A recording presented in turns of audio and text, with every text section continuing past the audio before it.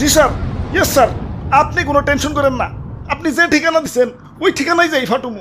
খালি কি ফাটুমু, এলাকা পুরো তছনছ করে ফেলাম। ঠিক আছে স্যার, যাই স্যার। অনেক দূর যাইতে হইব, গতিটা আরো বাড়িয়ে দিই।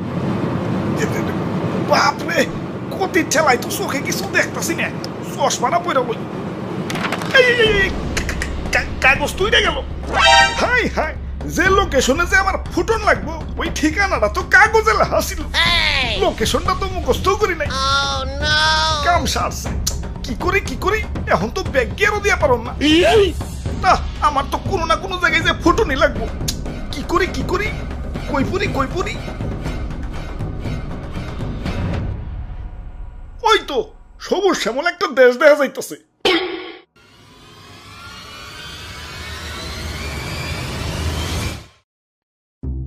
ভাই যাইতে দেন ভাই, দেরি হয়ে যাইতাছে। আব্বে হালায়, তুমি কোন এসে দেখছো? চাঁদা পয়েন্ট, মানে চাঁদা ছাড়া ঢুকতে দন যাবো না। ওরে বাপুরে, ইয়া চাঁদা দেও আর আগে বাড়াও। চাঁদা তুলেন কেন ভাই? এটা তো ঠিক না ভাই। এত কথা না কইয়ে চাঁদা দিয়ে বিদায় হও, পিছে সিরিয়াল লাগছে দেখো না।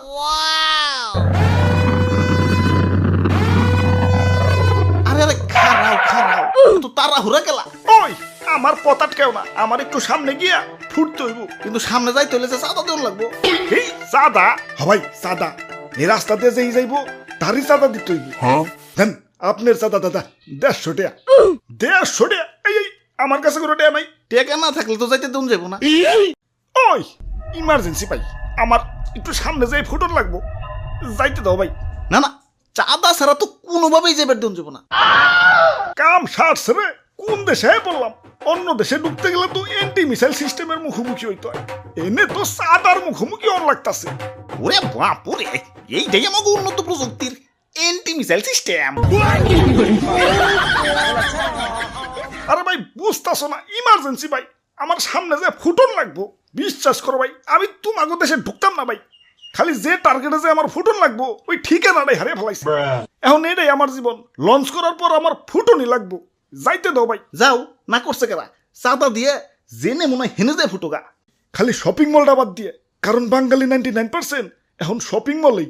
ওরে বাপুরে, ইয়া চাঁদা দেও আর আগে বাড়াও। চাঁদা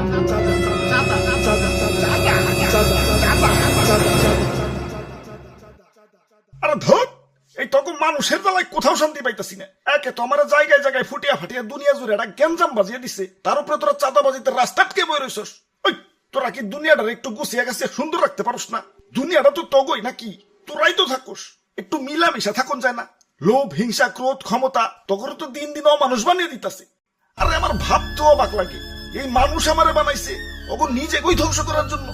কিছু মানুষের রাজনৈতিক ঝগড়া আর ক্ষমতার লোভ শাস্তি দিচ্ছে সারা দুনিয়ার নিরীহ মানুষদের। আমি যখন আকাশে উঠি, নিচে দেখি বাচ্চারা খেলছে।